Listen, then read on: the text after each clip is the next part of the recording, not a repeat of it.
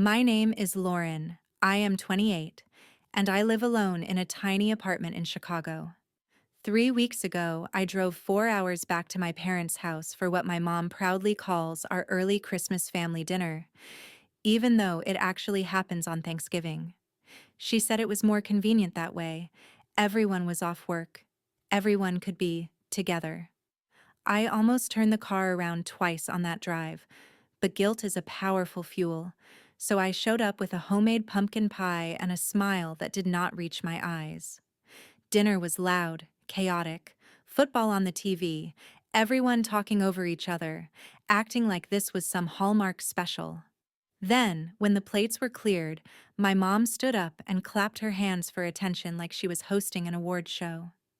She pulled out a bag full of wrapped gifts and started handing them out one by one, going around the table.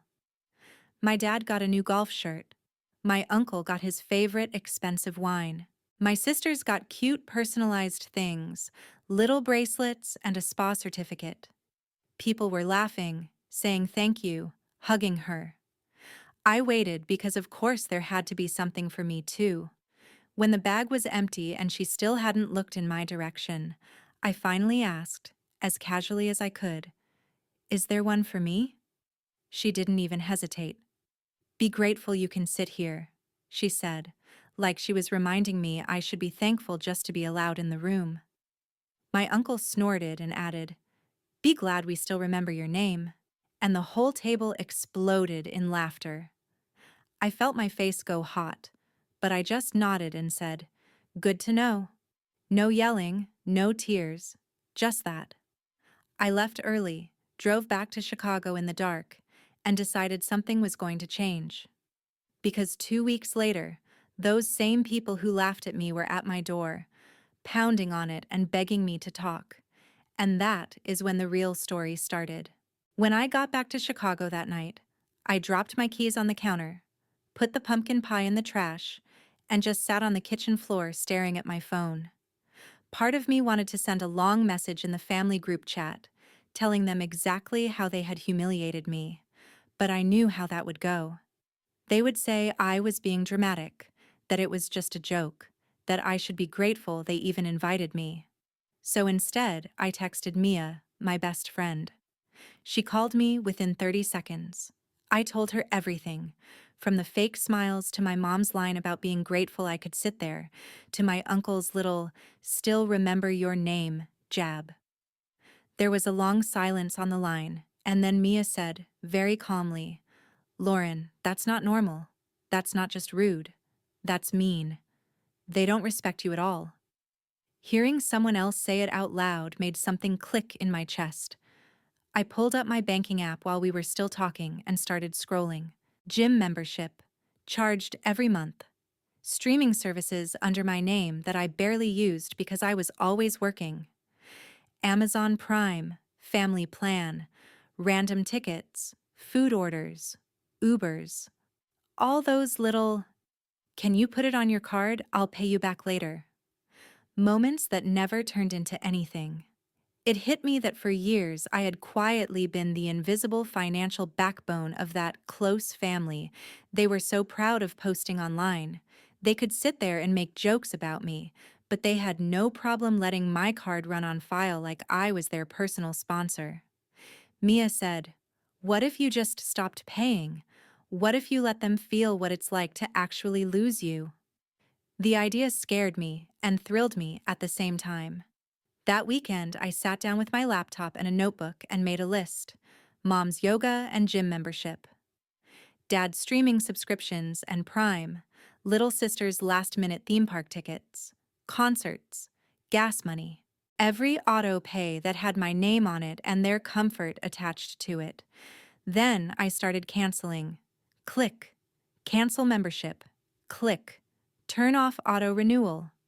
Click. Remove card. With every confirmation email that hit my inbox, I felt a little bit lighter. I didn't write some big dramatic announcement in the group chat. I just let the systems they depended on quietly stop. A few days later, my mom called me while I was on my lunch break. No hello, no how are you, just, "Lauren, My gym card got declined this morning. Did something happen with the payment? I swallowed my nerves and said, Yeah, I canceled it. You'll need to set it up in your own name. She sounded offended. You know I go to those classes for my health. You know I count on that. I answered, You also know what you said to me at dinner. I'm done paying for people who can laugh at me like that. She gasped like I had slapped her. My dad called later that night because the streaming wasn't working. It says we need to update the payment, he complained. You must have messed something up. I said, I didn't mess anything up. I just stopped paying. You're adults. You can handle your own bills. He got quiet, then snapped. Family takes care of each other, Lauren. I said, Exactly. That goes both ways. After that, the group chat started blowing up. Little passive-aggressive messages about how some people forget where they came from, and money isn't everything, but some folks think it is.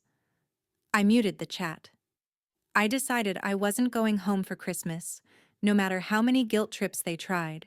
For the first time in my life, I chose not to play the role they had written for me. I thought they would sulk, maybe talk trash about me at the country club, and eventually move on. I underestimated how much they depended on me, not just for money, but for control. Because the more their subscriptions and comforts started falling apart, the more desperate they became, and that is how I ended up with my entire family on the other side of my apartment door, pounding and screaming to be let in. The first real wave hit a few days after I canceled everything. I was at my desk trying to focus on a campaign brief, half reading the same sentence over and over, when my phone started buzzing nonstop. At first, it was just the family group chat lighting up like a fire alarm.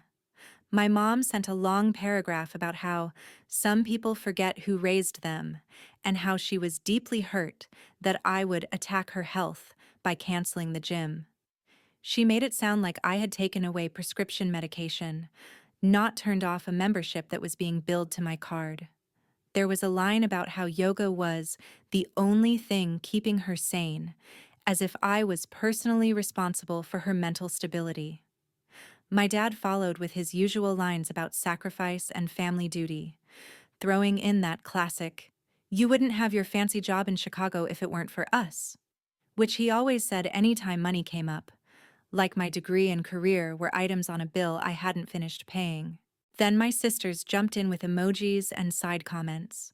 One of them wrote, "Imagine choosing Netflix over your own mom," which was ironic, considering I had canceled Netflix too, and they were the ones using it way more than I ever did. The other sent a message that said, "You've changed so much. You used to be nice," followed by a crying emoji and a broken heart. It was the same script as always, just louder and in a group thread. I stared at the chat for a minute, feeling my chest tighten, then hit mute again and put my phone face down on my desk. I could feel the notifications still rolling in, vibrating every few seconds, like the phone itself was anxious. 10 minutes later, Mia sent me screenshots from Instagram. "You seeing this?" she wrote. My younger sister had posted a black background with white text that said, "Some people will cut off their own blood over money. Remember who was there before your paycheck," with a broken heart emoji and a little praying hands icon. She did not tag me, but she did not need to. Half our extended family follows both of us. My mom commented under it with, "So sad but true. Love you, baby. Some people lose their way." And a few cousins replied with, "Family over everything. Money can't buy loyalty," and "People change when they move to the city." Someone even dropped a, "You guys are the strongest family I know," which would have been funny if it didn't sting so much. I felt my stomach twist as I scrolled through the comments. They were rewriting the story in real time, turning themselves into victims and me into some cold-hearted villain who had abandoned them for cash and skyline views. None of them mentioned the part where my mom told me to be grateful I was allowed to sit there, or where my uncle made my name into a punchline. None of them talked about the years of Can you just put it on your card? Moments that were apparently invisible.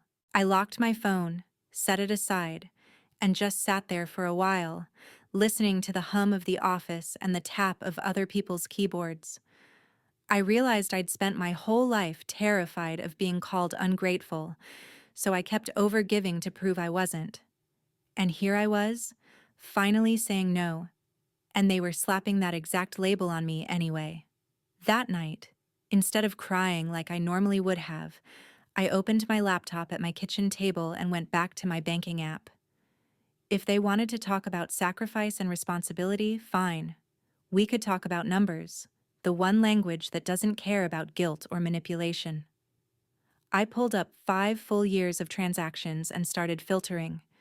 Gym, yoga studio, streaming services, Amazon Prime family plan, theme park tickets with notes like for Harper and friends, concerts where the charge hit my account at 11:59 p.m. after a frantic, "I'll PayPal you tomorrow," swear.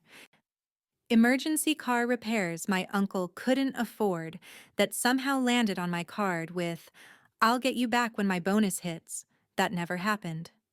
Restaurant bills where I picked up the check because "you make more than us, it's no big deal," said half jokingly, but accepted very seriously. It was painful and strangely satisfying at the same time. With every line item I highlighted, I remembered the exact conversation that went with it. The exact moment I'd swallowed my resentment and smiled instead. I copied everything into a spreadsheet, added dates and short descriptions, color-coded the categories just to keep myself sane, and watched the total climb higher and higher until I had to sit back and just stare at it. This was not a few generous moments. This was a pattern. This was years of me being the safety net whenever someone forgot their wallet or couldn't pay till Friday or just needed help this one time. I realized that to them, my money was an extension of their own, something they felt entitled to because of biology and history. I drafted an email and addressed it to my parents and both sisters. The subject line said, "Since we are talking about who owes what." I sat with that subject for a moment, my finger hovering over the keyboard, then started typing. In the body, I wrote very plainly that I was aware of the things they had done for me growing up, that I was grateful for a roof and food and school, that I wasn't pretending I raised myself. But I also wrote that the idea I somehow owed them endless financial support and blind tolerance in return for the rest of my life was not accurate and not healthy. Then I pasted the spreadsheet total and a short breakdown underneath, listing out the categories. I did not call them thieves.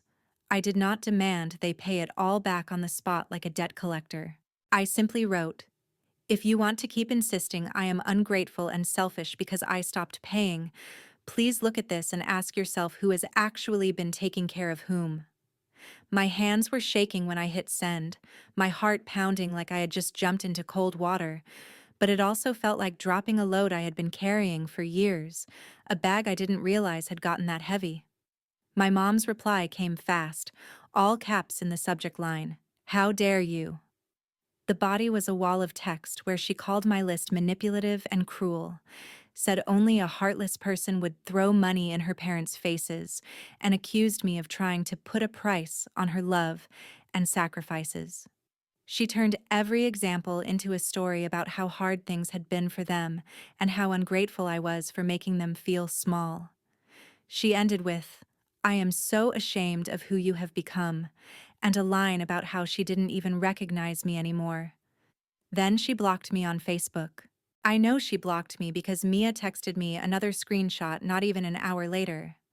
My mom had just posted one of those generic family quote images, something like, "Family is forever, even when some members forget," with a long caption about staying strong during these trying times and being thankful for the children who still honor their parents and understand true loyalty.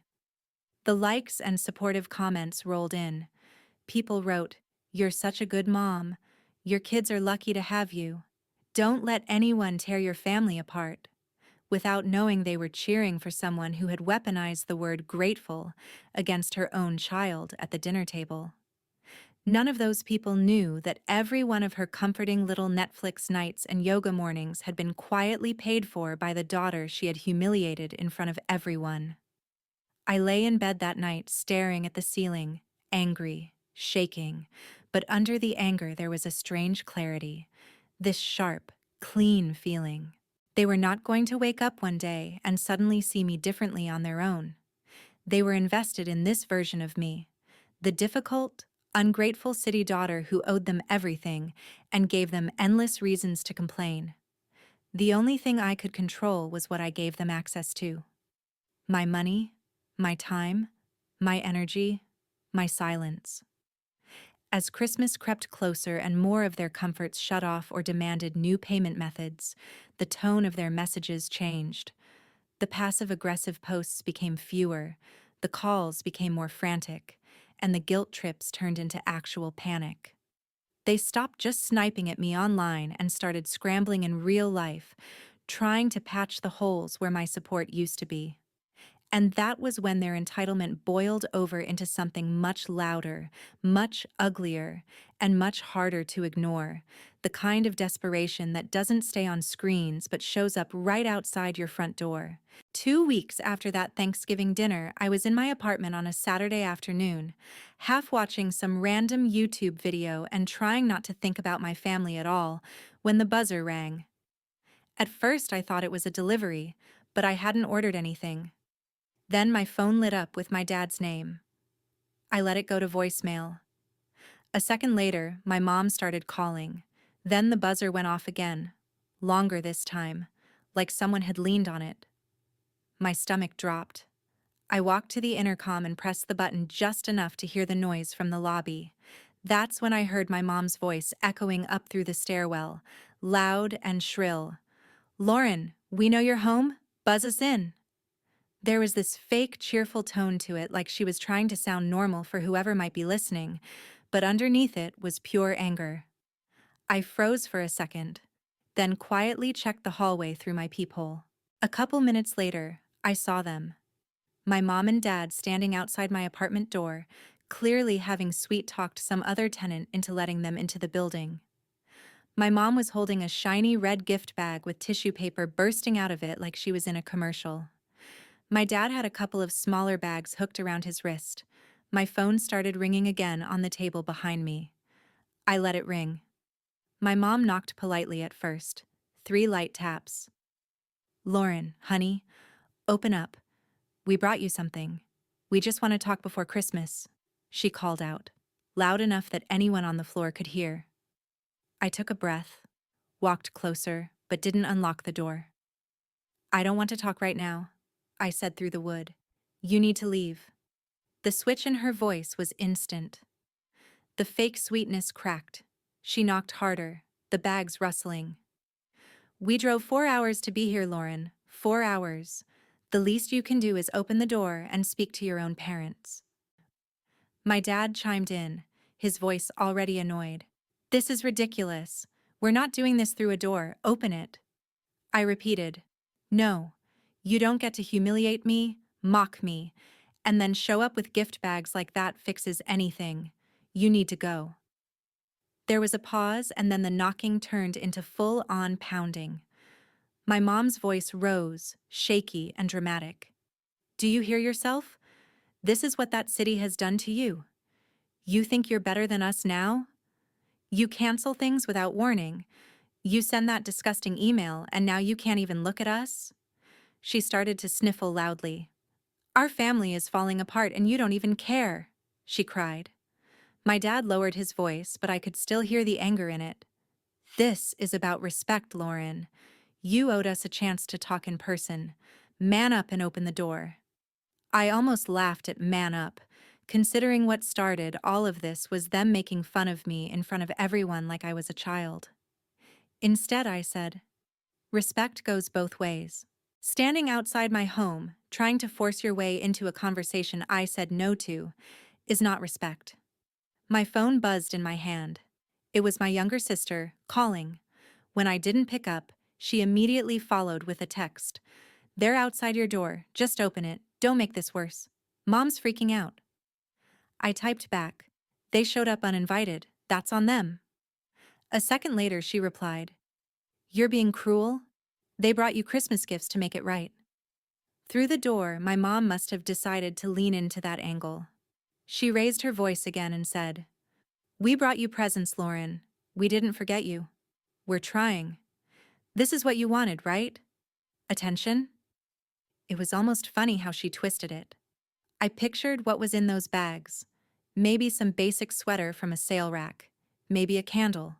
Something they could point to later and say, "We tried, but she threw it in our faces." I didn't want any of it. "You're not fixing anything with gifts," I said. "You never even apologized for what you said to me, for laughing at me in front of everyone." There was a beat of silence. Then my mom snapped, "Oh my God, are you still on about that?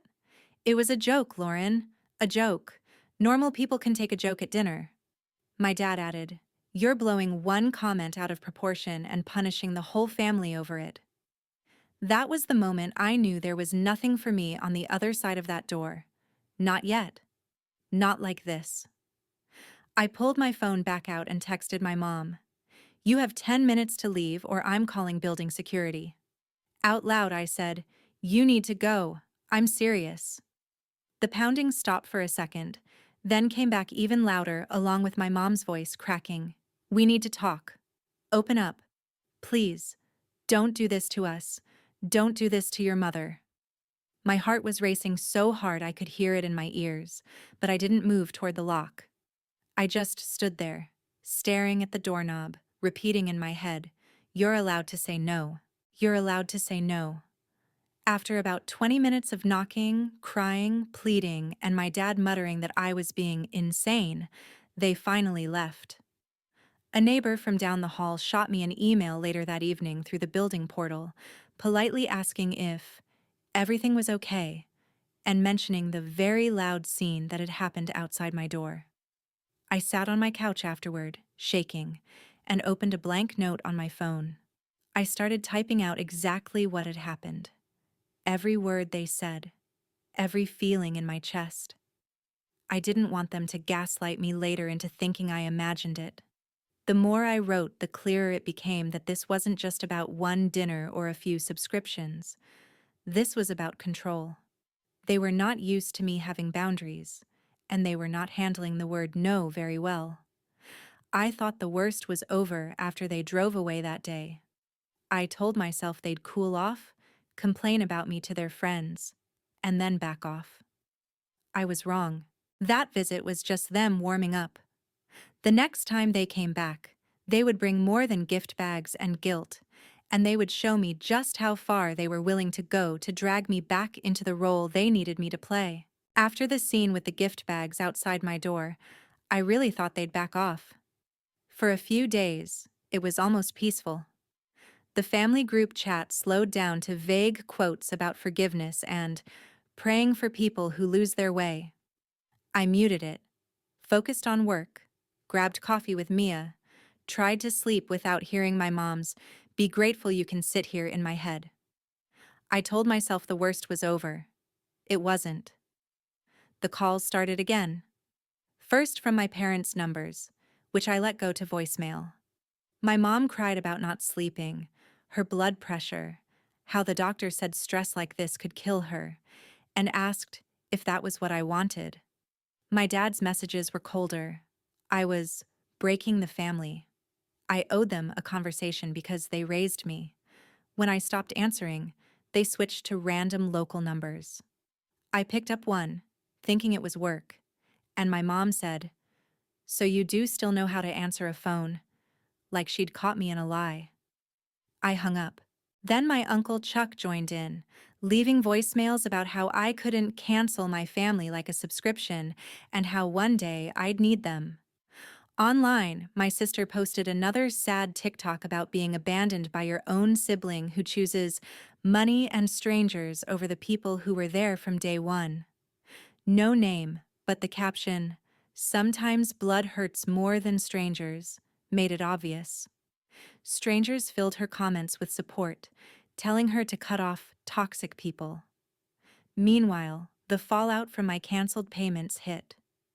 My mom left a panicked voicemail about the gym wanting a new card and sign-up fee, saying yoga was the only thing keeping her calm and asking how I could do that to her. A cousin told me my dad was complaining at the golf club about ungrateful kids who treat parents like banks. One night, I opened my spreadsheet again and added a column for behavior: calls, guilt trips, TikToks, surprise visits. Seeing it all lined up made it impossible to pretend this was a phase. It was a system, and I'd stopped playing. A few days before Christmas, it went from digital back to physical. I came home with groceries, saw my parents' car outside, and felt my stomach drop. When I turned onto my floor, my mom, my dad, and my Uncle Chuck were standing in front of my apartment like a blockade. "There she is," my mom said loudly. "Do you feel proud calling security on your own parents?" I set the bag down, kept my keys in my hand. "You're not supposed to be here. You need to leave." My dad said they weren't leaving, that they'd driven all that way to talk in person, and I owed them that. My mom went on about how they were trying to save the family while I hid in my little box and treated them like parasites. My uncle leaned on the wall, smirking, asking if I really thought my neighbors cared about me more than my own blood. "You don't just cancel blood," he said. "I told them blood didn't give them the right to show up after I told them to stop." My mom scoffed, said no one had grabbed me, accused me of twisting everything and making them abusive so I could feel justified. My dad stepped in closer until my door was at my back. "Here's what's going to happen," he said. "You're coming home with us for Christmas. This stunt ends now." My voice shook, but I said, "No. I've told you to leave. You're harassing me." My mom slammed her palm into the door next to my head so hard I jumped, yelling about everything they'd given me and how I owed them. My uncle saw me flinch, smiled, and put his hand on my shoulder, trying to push me away from the lock. Something in me went very still. I shrugged off his hand and said, loud and clear, "Do not touch me again." I pulled out my phone, called building security, and said, "My family is here again." I told them to leave. They won't. One of them put his hands on me. "I need someone up here." They stared at me like I'd set the building on fire. The guard came up, listened to both sides, then turned to them and said, "She lives here. She's asked you to leave. You can't keep coming here and causing scenes. If you come back, we'll have to involve the police." He walked them to the elevator while my mom cried and my dad muttered about ungrateful kids. My uncle threw one last look at me and said under his breath, "You're going to regret this." Later, management slid a notice under my door, documenting the incident and stating they weren't allowed back without permission, that repeated visits could mean a no trespass order and police. For the first time, there was something on paper saying this wasn't just family drama. Other people saw it. Other people were willing to call it what it was. I wanted to believe that warning would be enough to make them stop. But people who are used to control don't usually give it up because of one piece of paper. And the next time they came, it wouldn't just be security getting involved. A few days before Christmas, I finally started to relax. Security had filed their report. My parents and my uncle had been escorted out once already, and my phone was quiet for the first time in weeks. I blocked a few numbers, muted the family chat, threw myself into year-end projects, and clung to the plan of spending Christmas Eve with Mia, eating takeout and watching dumb movies. I told myself they were done. I was wrong. One afternoon, I was coming up the stairs with groceries when I heard it. My last name echoing in the stairwell, my mother's voice sharp and too loud. "She's on this floor, I know she is. Lauren, get out here right now." My stomach dropped. When I turned the corner onto my floor, there they were again. My mom, my dad, and my Uncle Chuck standing in the middle of the hallway outside my door like they owned it. My mom spun toward me. "There you are," she snapped. Do you feel powerful now, calling security on your own parents? My dad stood stiff, jaw clenched. My uncle leaned against the wall like this was his entertainment for the day. I set my grocery bag down and kept my keys in my hand. You're not supposed to be here, I said. You need to leave. We're not leaving, my dad said. Not until you stop acting like a stranger and talk to us like an adult.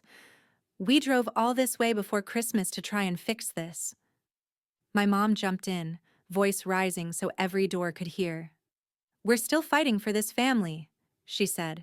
You cut us off. You humiliate us with that email. You call security on us. And you can't even look us in the eye. We gave you everything. I felt doors crack open along the hall. My uncle pushed off the wall and stepped closer.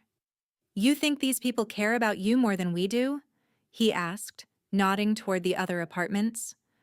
When your big city life falls apart, you think they'll take you in? Blood is blood, kid. You don't just cancel that. Something inside me hardened. Blood isn't a free pass, I said. It doesn't give you the right to show up at my home after I told you to stop. It doesn't give you permission to yell at me, corner me, or put your hands on me. My mom scoffed. No one put their hands on you, she snapped.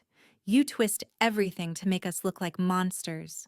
Security said there was nothing on camera last time. You've decided we're abusive so you can feel justified. Out of the corner of my eye, I saw my older neighbor down the hall, standing in her doorway with her phone up, recording again. Our eyes met. She gave me a tiny nod that said, I see this, and I'm not pretending I don't. My dad stepped in closer until my back hit my own door. His voice dropped. Here's what's going to happen, he said. You're going to pack a bag. You're coming home with us for Christmas, and we're going to sit down and work this out. This stunt with the cancellations and getting security involved ends now. My hands were shaking, but my answer came out clear. No, I'm not going anywhere with you.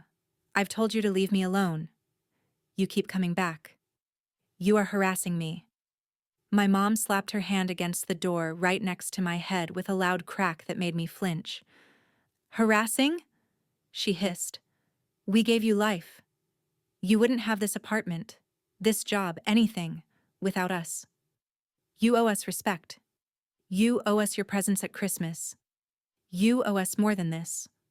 My uncle saw me flinch and smiled. You call this harassment? He said, then put his hand on my shoulder and shoved just enough to move me away from the lock. It wasn't a punch, but it was a message. We still control you. Something in me went very still. I knocked his hand away and said loudly, Do not touch me again. Before he could fire back, my neighbor's voice cut through the hallway. I'm calling the police, she said clearly.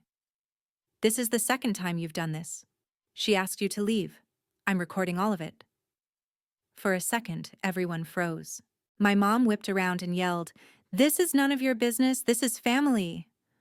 My neighbor didn't flinch. You made it our business when you started yelling in the hallway, she said. I could hear sirens faintly in the distance getting closer. My mom turned back to me, switching into that broken, manipulative tone I knew too well. Lauren, stop this, she pleaded. Tell them it's fine. Tell her not to call. You want your uncle arrested? You want your mother to have a heart attack right here on the floor?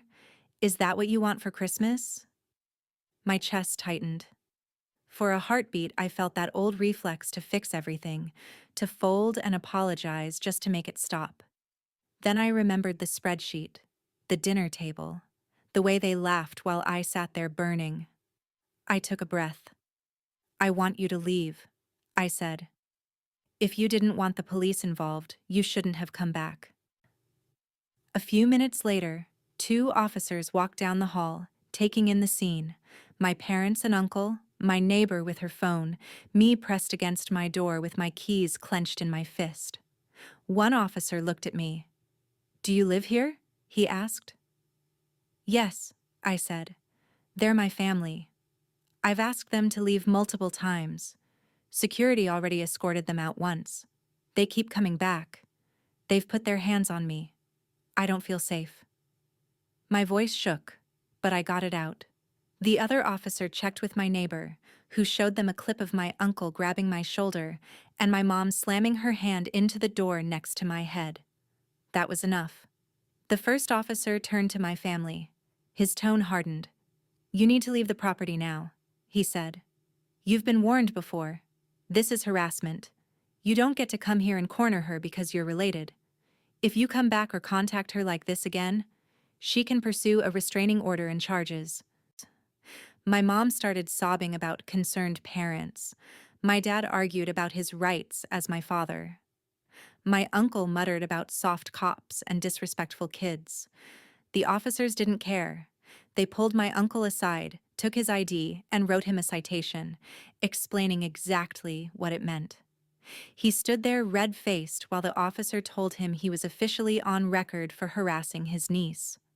Watching that man, the one who had laughed at me my entire life, stare at the ground while someone in authority told him he was the problem did something to me. For once, I wasn't the one being shamed in front of everyone. As they walked them toward the elevator, my mom clutched her chest, saying she felt dizzy, that the stress was too much. The officer offered an ambulance. My dad said he'd take her to the hospital himself.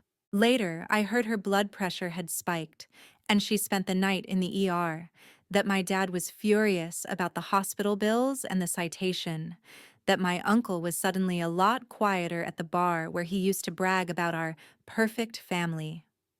After they left, management slipped a notice under my door, confirming the incident, stating that my parents and uncle were not allowed back on the property without prior permission, and reminding me I could pursue a restraining order if I chose.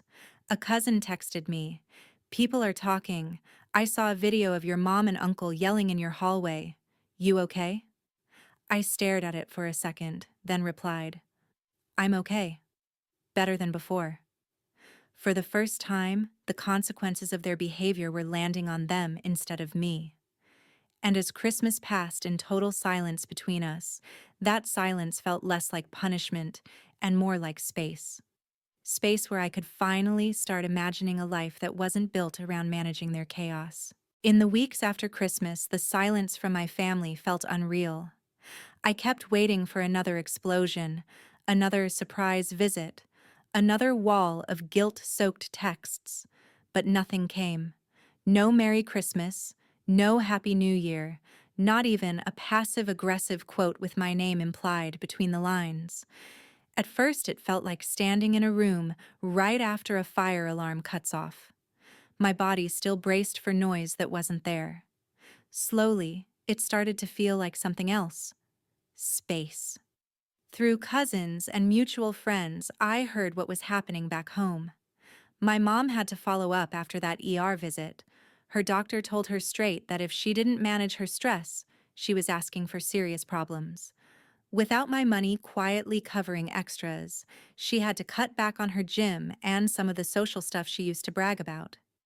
She asked a younger coworker to help her download budgeting and finance apps and figure out how autopay actually worked. My dad had to call the streaming and subscription companies himself, sit on hold, reset passwords, and for once figure things out without just saying, "Ask Lauren." He complained loudly about the hospital bill from my mom's ER night and my uncle's citation, but this time he had no one to dump those costs onto. My Uncle Chuck's funny guy image took a hit too.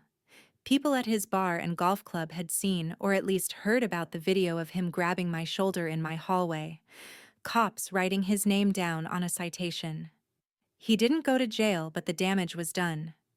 It's hard to play the charming uncle when everyone knows you're the guy who got the police called on you by your own niece. My sisters went quieter online, fewer concert selfies and impulse trips, more posts about extra shifts and grinding for goals. When I stepped back as their invisible safety net, they had to stand on their own 2 feet. That was the thing that clicked for me. My boundary didn't just make me grow up, it forced all of us to. Once the adrenaline faded, I crashed a little. With no new drama to distract me, all the old stuff floated up. The jokes that weren't really jokes, the times I'd paid the bill and swallowed my resentment, the years I believed keeping the peace was my job. I finally booked a therapist instead of just talking about it. In our first session, she asked, "When did you learn that your role in the family was to fix everything?" I didn't have a neat answer, but the question sat with me. I also found an online support group and a subreddit full of people with stories that sounded uncomfortably familiar. Parents who weaponized guilt, relatives who used family as a leash, siblings who only reached out when they needed something. Reading their comments, I saw words I'd never let myself use for my own situation: manipulation, emotional abuse, financial exploitation. It didn't change what had happened, but it changed the way I judged myself for finally walking away. Months later, my mom sent a short email. No subject, just, "I'm sorry things got so bad between us. I don't agree with how you've handled everything, but I miss you. I hope you're okay." It wasn't the apology I wanted, but it was something. I didn't respond right away. When I did, I kept it simple. I told her I was okay, that I hoped she was taking her health seriously, and that if we ever talked again, it would have to be different. No yelling, no guilt, no pretending Thanksgiving was just a joke. I said I was open to a conversation someday, preferably with a therapist present, but I would not go back to paying for everything and being grateful to sit there. Hitting send didn't feel like reopening the door. It felt like locking it to the old version of us and leaving only a small, guarded window. I don't know exactly what will happen with my family in the long run. Maybe we'll build something smaller and healthier. Maybe we'll stay low contact forever. What I do know is this: for the first time, my peace doesn't depend on their moods. I pay my own bills for me. I spend holidays with people who don't turn me into a punchline and call it love. I no longer measure my worth by how useful I am to the people who raised me. If there's any lesson in all this, it's that family is not a free pass to disrespect you. Love without respect is just control, dressed up as concern. Boundaries are not betrayal. They're self-respect in action. And sometimes the most satisfying revenge isn't slamming a door, it's walking away, letting people finally feel the consequences of their own behavior, and building a life where you're not grateful just to be allowed in the room, but genuinely glad to stand on your own. Have you ever had to choose your own sanity over your family's approval? And if you haven't yet, what line would they have to cross for you to finally say, "Enough"?